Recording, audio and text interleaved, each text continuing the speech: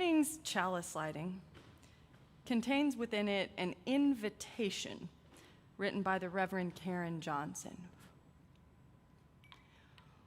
What if, when I light the chalice, you hear an invitation to welcome gratitude for the earth? This week, as I got ready to light the chalice, I thought about the pain all around us and about the blessings from this, our planet. Here's my list of the gratitude I have for this good earth: the unlikely resilience of spring, the unassailable glory of the color green, the way the trees teach us something about patience. And now, with this flame of hope shedding light in your heart, with gratitude for everything that is worth fighting for, what is on your list?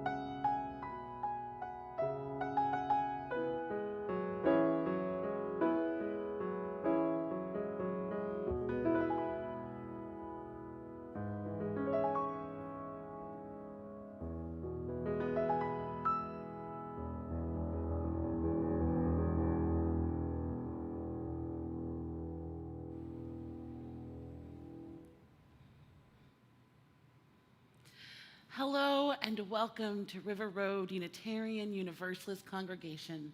I'm Reverend Amanda Weatherspoon, your Associate Minister. Welcome to all of those who are watching right now on YouTube Live, who might be watching on YouTube later, or even listening to our podcast. This is a place of community, spirit, and service. This is a place where we bring our joys, our sorrows, where we bring the hard parts of life and celebrate what it is that we all contribute in this space. If you're new or feeling new to River Road this morning, please reach out to our Connections team. That's connections@rruuc.org. You can connect with one of us, talk about ways that you can get connected in this community, what we all give to each other, and what we all give to this world. This month, our worship theme is that of becoming. And as we wind through this April month with all of the transitions, with the transitions around us during the springtime, with the transitions in our own lives, we explore what it means to become fully who we are in this world, in our context, and in this time. As always, we build this community together. We gather here every Sunday.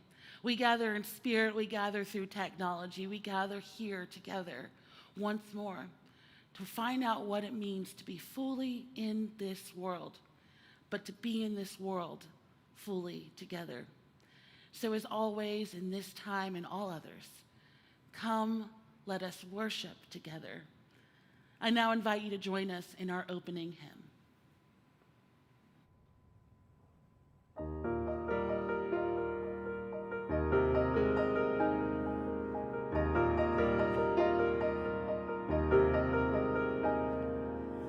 Though below me I feel no motion, standing on these mountains and plains, far away from the rolling ocean, still my dry land heart can say, I've been sailing all my life now, never harbor nor port have I known.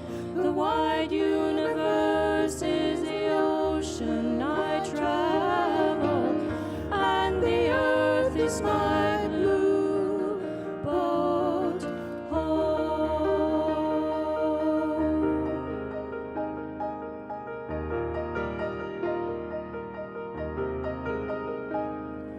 Sun, my sail, and moon, my rudder, as I try the starry sea, leaning over the edge in wonder, casting questions into the deep, drifting here with my ship's companions, all we kindred pilgrim souls, making our way by the lights of the heavens in our beautiful blue boat home.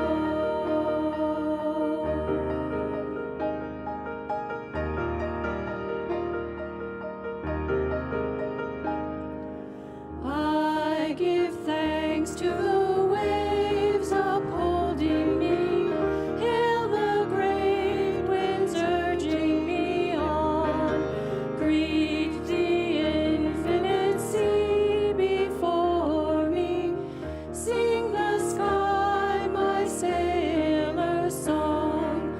I was born upon the fathoms, never harbor nor port have I known. The wide universe is the ocean I travel, and the earth is my blue boat home.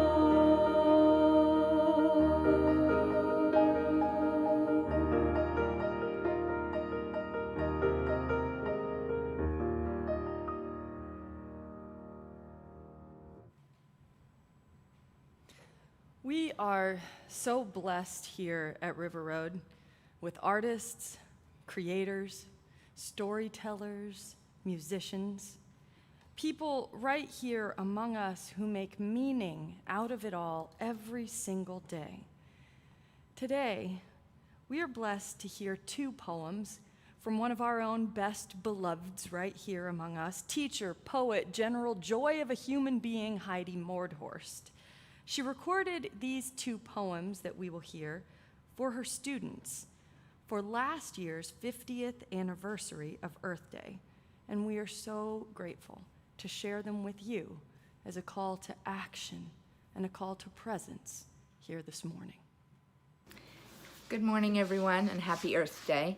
This is Heidi Mordhorst, teacher and poet, bringing you not 1, but 2 poems today in celebration of Earth Day, also as part of my National Poetry Month project for 2020, in which I record poems. The poems I'm going to share with you today are not published in either of my books. One is old, written in 2009, and one is brand new. I just wrote it this morning.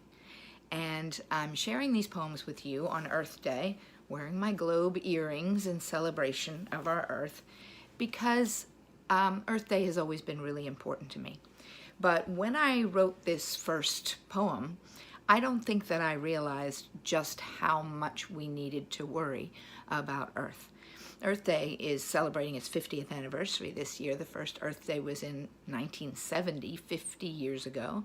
And for all that time, we've understood that we needed to take care of Earth. But I don't think any of us, including me, has really begun to understand until recently how much differently we need to live in order to say we're taking care of the Earth.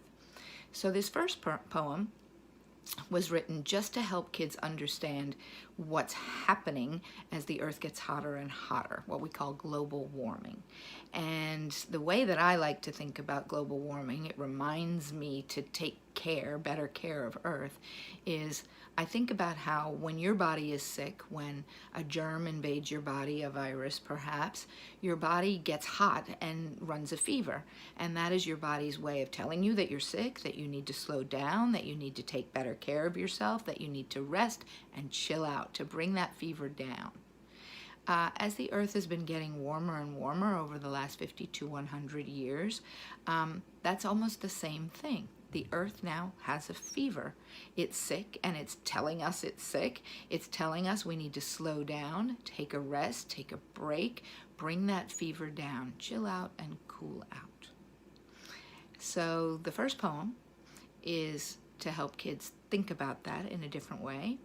I'm reading from my blog today online because these poems aren't published. This is what my blog looks like on the screen. And now I'm going to read to you Smaller Than I Thought, my first Earth Day poem for today. Smaller Than I Thought. Here at the Earth Day party in the park, they're cutting the Earth Day cake. Rich chocolate to stand for the soil, swirls of green and blue frosting to represent land and water. The white icing at the poles is melting under the unseasonably hot April sun. The cake is smaller than I thought. The pieces are small too.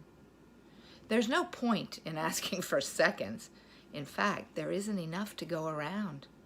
Some of us will have to share one slice of Earth Day cake between us. I don't know the kid who comes to sit beside me on the lawn. Let's take tiny nibbles to make it last longer, she suggests. I nod, and we gingerly dig our forks into one small slice of the Pacific. So that was Smaller Than I Thought, a poem written for kids. And if you are a kid, you might want to stop here.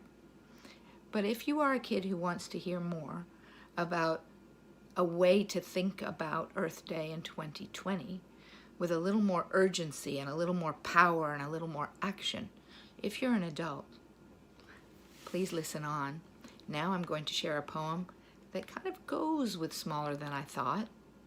It's called Silver Lining Moment. Silver lining moment. This is the everlasting straw that breaks the camel's back, the blue-green sea of frosting rising at our shores.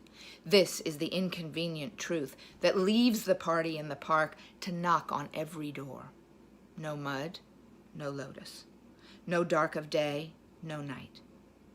We in the heartland with our Walmart plastic, we in the cities with our daily Amazon deliveries, this is where we see that us and them, that now and next are the same. This is where we see that practically everything we use and do must change. No digging gingerly with disposable forks. This is the gloves on, mask on, frontline dirty work of growing our own, of waiting for yeast, of acting as though we're sick even without the proof of a test, of building the makeshift ventilator that allows the earth to breathe long enough to recover. Imagine. No threat of death, no action. Action tomorrow, today, now. That's my 2 poems for Earth Day. Thanks for listening. See you next time. This place, which we make sacred together at River Road, this place is one that we create together so that we might be able to leave the party in the park and knock on every door because we know that now and next are the same. And so River Road as a congregation is a place where we learn how to be together so that we can do more together to be of service to each other, to the holy, and to the world. Here in our congregation, there are so many ways to get involved, so many ways to serve, and yes, so many ways to give. You know, we are in our stewardship campaign. We're continuing to meet this moment with 253 of you who have responded to that call. Thank you so much. But we're not finished yet, and we hope to hear from about 100 more of you to help us get to our goal of $990,000 to support our shared ministry and service and 350 pledges. Pledging is about the future. It's about the future of this congregation, which has always been generous and will continue to grow. We do still hope and need support from everyone who's been able to give and those who might yet give. This campaign will continue until we hear from you, and we invite you to reach out to us in any way you can. Of course, if you are new to River Road, your pledge can help us unlock a generous challenge pledge this week. All we need is to hear from a few more of you. So please, whether you're new to the congregation or have been with us for a while, go to the website, click on the green Make a Pledge button with any amount that is right for you and for your family. We're also delighted to be involved in the Share the Love event, which is planned for May 8th. Are you, in fact, itching for the opportunity to return to River Road and to serve safely indoors? Our May 8th Share the Love event invites us to come together and be safely outdoors in community. So mark your calendar for 1 to 4 p.m. for the Spread the Love event. For our community partners, we will be collecting Target, Giant, and Safeway gift cards. We'll be collecting masks and gently used spring-summer clothing. We're after the good stuff here. We'll also have many supplies collected for animal welfare organizations, and there will be a welcome table activity for children so that you can explore, and anyone might also tour our beautiful grounds with a map. You can see the e-weekly for more details. I also just want to lift up a great big dose of gratitude for everyone who worked to bring the spring auction to us. Dave and Marsha Leonard are two of those people who simply take care of our community. They make us feel held. They make us feel like we matter, and their service to bring that marvelous event was such a gift. Thank you, all of you who bid. Thank you, all of you who performed. Thank you, Cliff, for being goofy. Thank you, Brock, for playing your guitar. What a gift. And finally, if you are wondering just where it is we're headed in these COVID days, what is emerging in the times after the herd immunity we have all been working toward is reached, I invite you to join me today on Zoom for an information session where we will not have all the answers, but we can explore together the very real and rich possibilities for our ministry as we continue to adapt in a changing time. Finally, in this time of joys and of concerns, I am grateful for the people who find words when I cannot. And our words for joys and concerns today, in a complicated, painful, and yes, bleeding world, are adapted lightly from my colleague, Reverend Rose Schwab.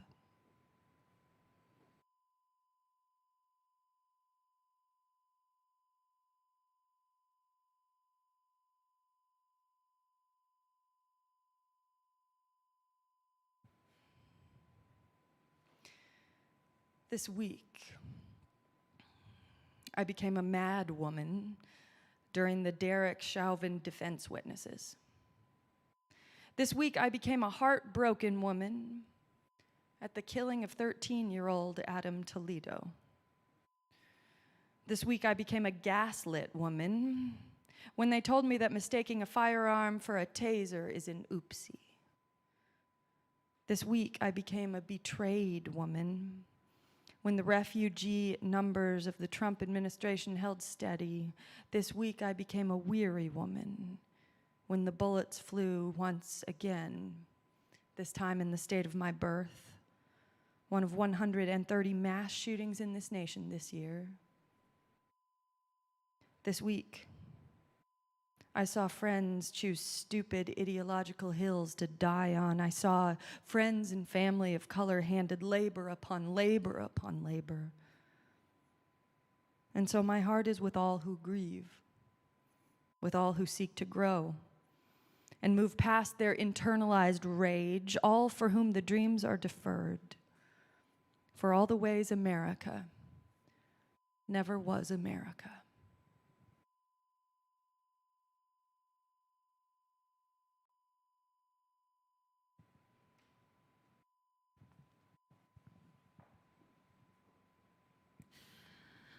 I now invite you into a place of stillness, of groundedness, of meditation, and of prayer. Perhaps closing your eyes where you're at, or settling into your spot. Spirit of life, once more we are people with sorrow, with anger. Once more we are a people feeling betrayed, a people feeling unsafe. Yet another week, a week filled with terror and trauma, mass shootings, police brutality. We lift up our hearts, but we also wonder how much more can our hearts be lifted up in this world? How much more can we take? How much more can we handle? We reach the year of pandemic, and yet we don't have time to even absorb that because we're asked to absorb yet another tragedy, yet another grave injustice. We wonder when it will ever end.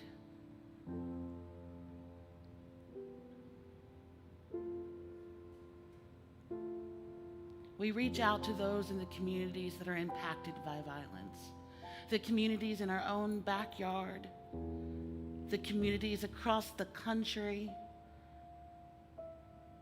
We reach out to the community in Indiana in wake of the FedEx shooting.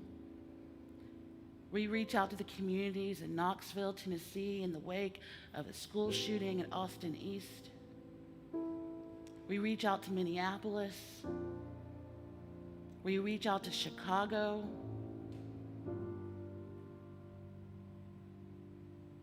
We wonder when we'll ever get a break. We wonder how these communities will ever heal.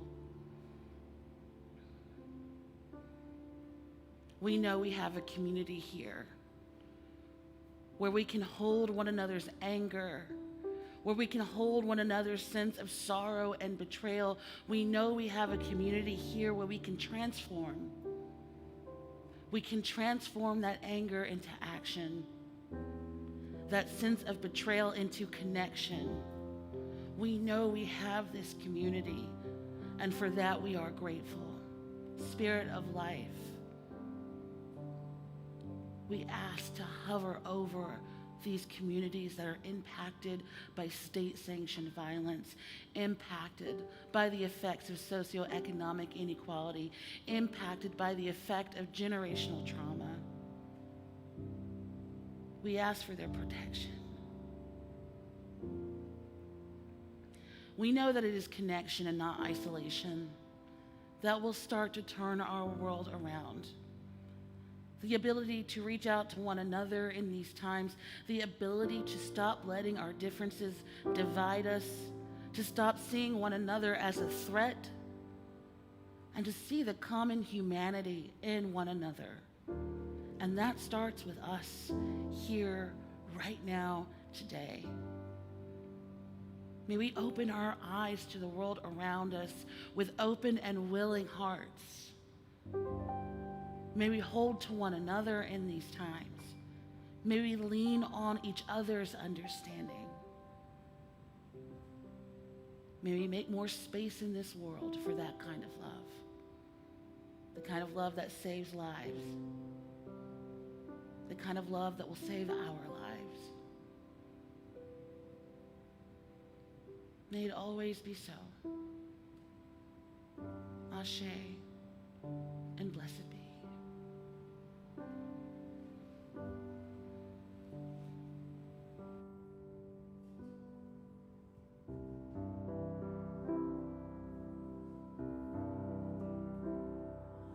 Spirit of life, come unto me. Sing in my heart all the stirrings of compassion. Blow in the wind, rise in the sea, move in the hand, giving life the shape of justice. Roots hold me close, wings set me free. Spirit of life, come to me, come to me.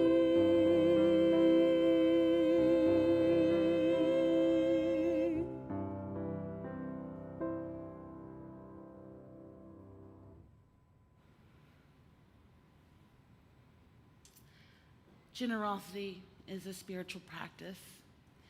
Giving is a spiritual practice, and we get the gift to practice this each week at River Road. We all know that our giving goes towards building this community, maintaining this community so that we can continue doing the work in the world that we are called to. Online giving is as easy as ever. Of course, we can text to give. That number should pop up on your screen, but if not, you can always find it on our website. The text to give number is 73256, and then also RRUUC. From there, you just text to give with your dollar amount. You can also go onto our website, onto our giving page, and learn more about what our community does and the ways that we can give. You can even give right there online at rruuc.org. Of course, you can always mail a check to the building still in your memo line, just right offertory.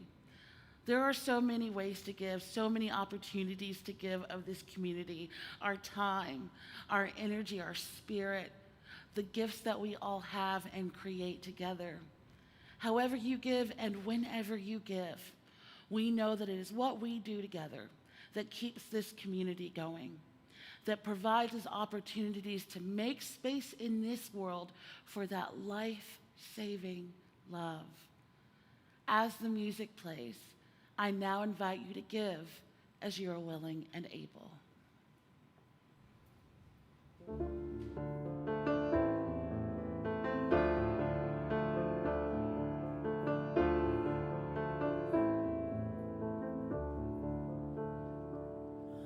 My blood doth rise in the roots of an oak.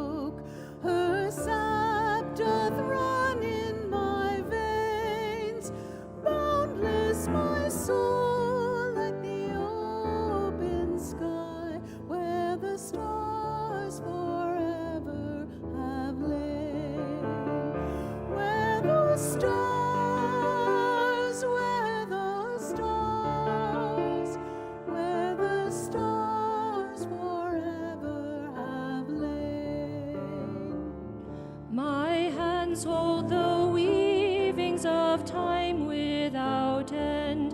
My sight as deep as the sea, beating my heart, sounds the measures of old, that of love's eternity.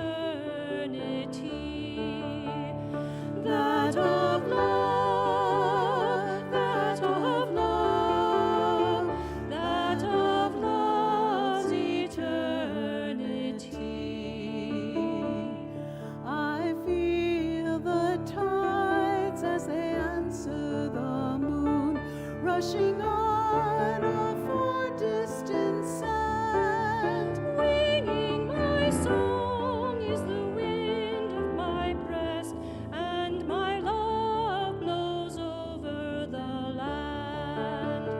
And my love, and my love, and my love blows over the land. My foot carries days of the old into new. Our dreaming shows us the way. Wondrous our faith settles deep in the earth, rising green to bring a new day. Rising green, rising green, rising green to bring a new day. Rising green to bring a new day.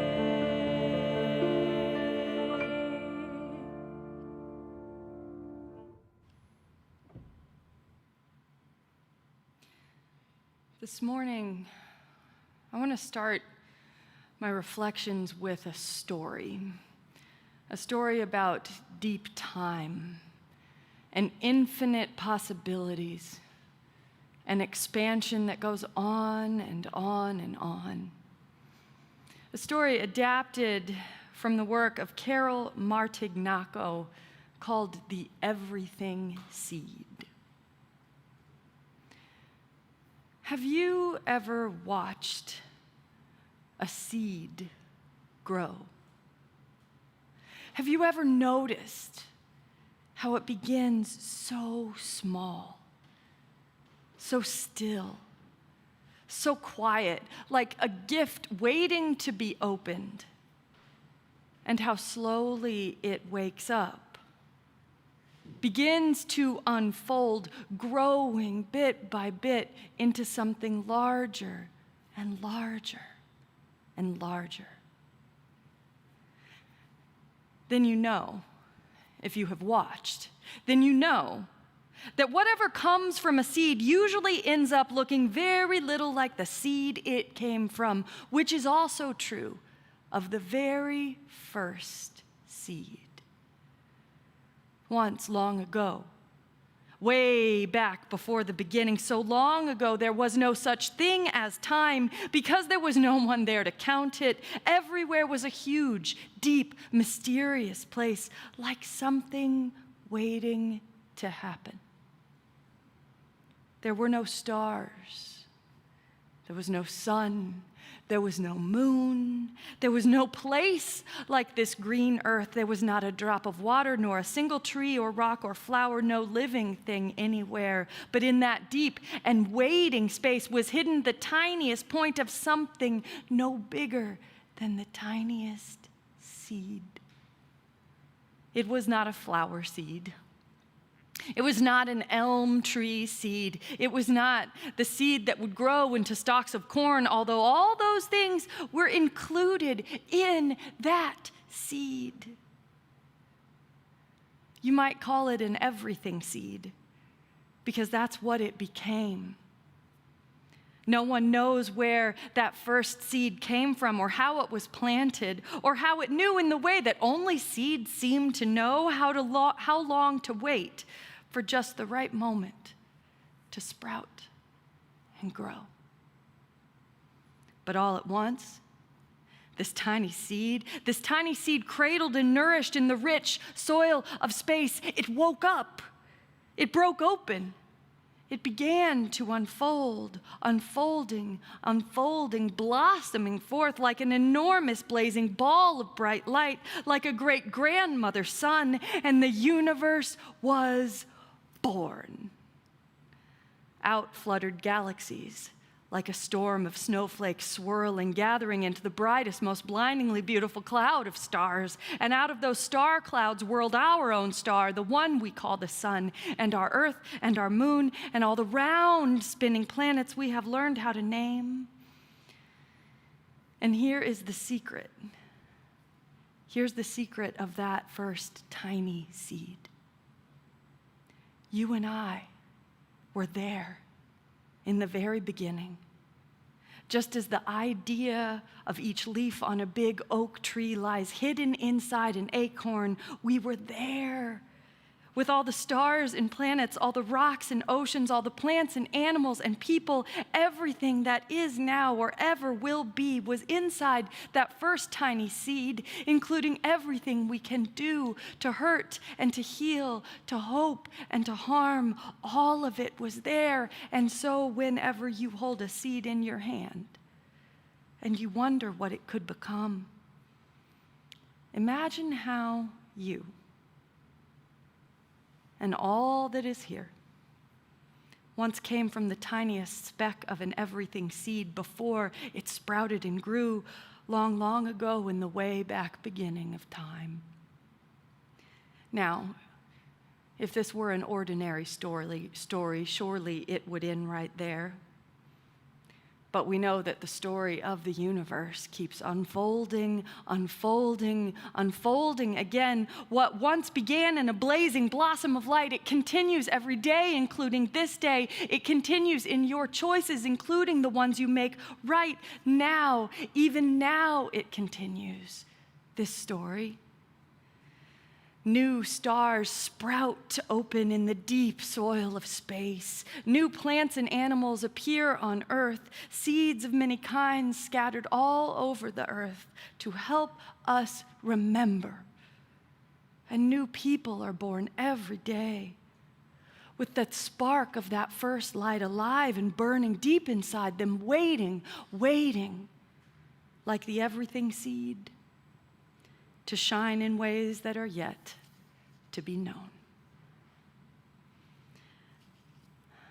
I will tell you that when every day brings news about our world, our society, our planet, when every day brings news I do not quite know how to handle, when the stakes of this moment feel altogether too high, when I just want to live outside of the clamor of it all, it helps me sometimes to hear a story like that, to let my mind slip back into deep time, to think of the eons and centuries and the vast expanses of this whole thing we are a part of, and to think of how tiny we are, how bafflingly brief, how much is beyond my control.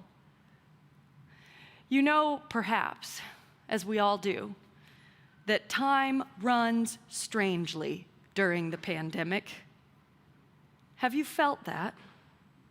In these strange days, a week is a moment, a day is a week, and a year in the life of any one of us is simultaneously the span of some imaginable epoch in the blink of an eye.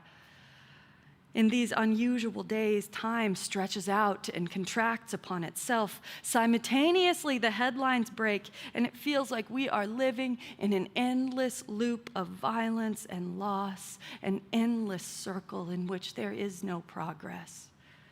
And we are left spinning.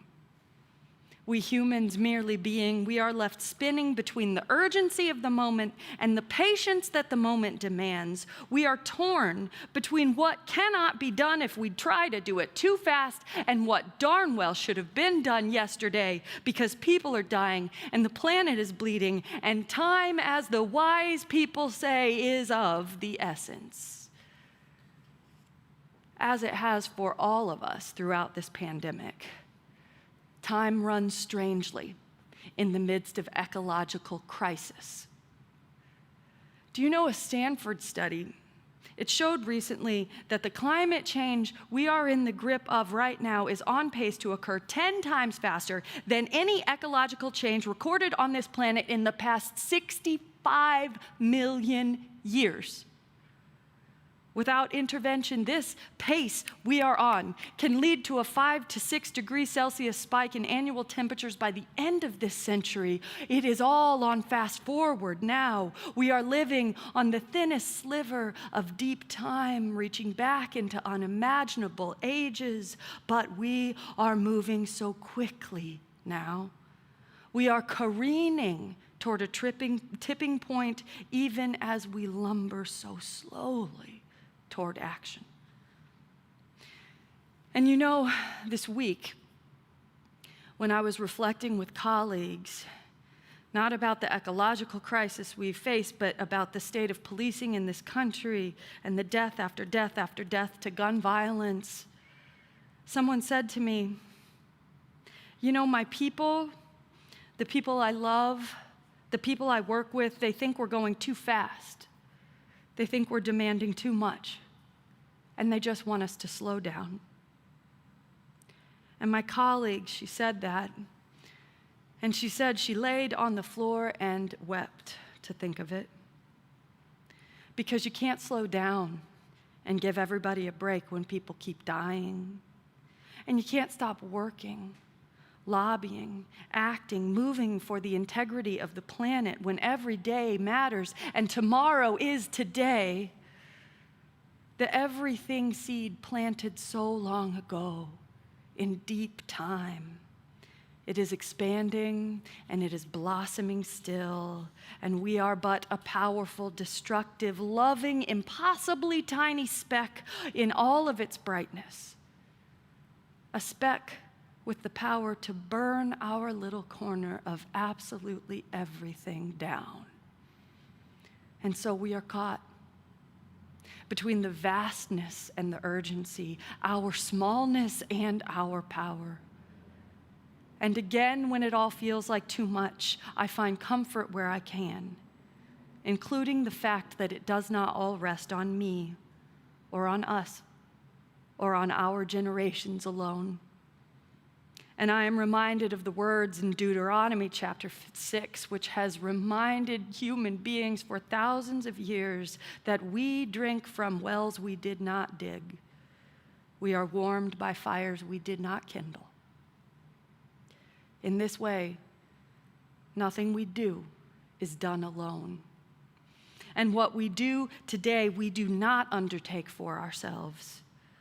We may be small, and we may rightly feel inconsequential before the vastness of it all, but we are the only people that the future has to depend upon. We are the ones that the whole expanse of epochs to come are waiting for. And this speck of time we are given, this tiny, infinitesimal little bit of days we are given, this is our time to do what we must, because we cannot slow down while people are dying. And we can only address it if we do so together. As the great Archbishop Oscar Romero put it, it helps now and then to step back and take a long view. The kingdom is not only beyond our efforts, it is even beyond our vision. Nothing we do is complete, he said, which is a way of saying that the kingdom lies beyond us. But this is what we are about. We plant the seeds that one day will grow. We water seeds already planted, knowing that they hold future promise. We lay foundations that will need further development. We provide yeast that produces far beyond our capabilities. We cannot do everything, he said. And there is a sense of liberation in realizing that. It enables us to do something and to do it very well. It may be incomplete, but it is a beginning. We may never see the end results, but that is the difference between a master builder and the worker. And so, Romero challenges us.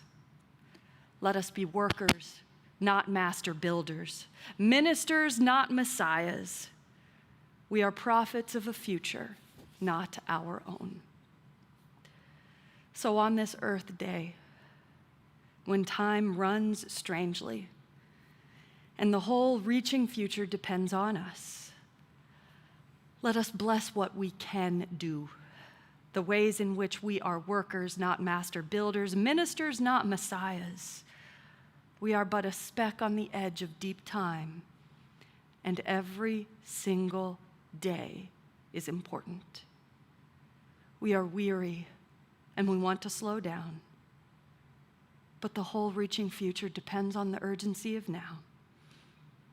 And the ones to come can only drink from the wells we ourselves are willing to dig today, the fires of hope we are willing to kindle right now. In this strange, strange time, time is of the essence.